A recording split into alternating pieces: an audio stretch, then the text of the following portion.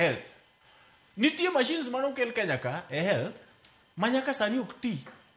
Taxpayers no chulo pesa. Pes jo Kenya no ti. But machines gi ok ti.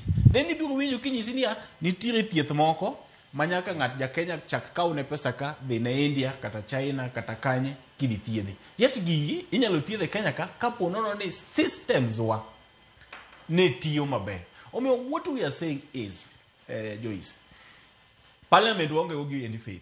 Actually, this Parliament won't give hope more. But what we are saying is, what to do, we cannot do it now, but we will do it in the next election. Again, the coming election is the only election I can assure you, Joyce. Nejo Matindo will decide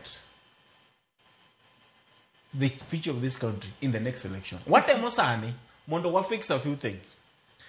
But I can assure you, in the coming election 2027, wabu woko kaka Matindo, and wabu decide nito Kenya die yomane. But still, I also blame ourselves. Nekechingeo election mokalo, wane jo Matindo bende wane wa make mistakes election.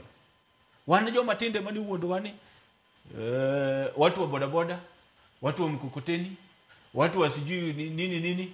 Kasto wadhi gi euphoria no, ma waga kura blindly, ma yera jok moko mar incompetent, jok moko ma does not even understand kaka government should be run, koro gin kanyo. Koro sani koko waduogo, ni waduogo logi, to wan be mana waketogi. But what I'm also thinking amongst the young people, ni sani koro nyaka we also find a way, ma we can dialogue. Nikech, ingeo, demonstrations be kodhi ahinya.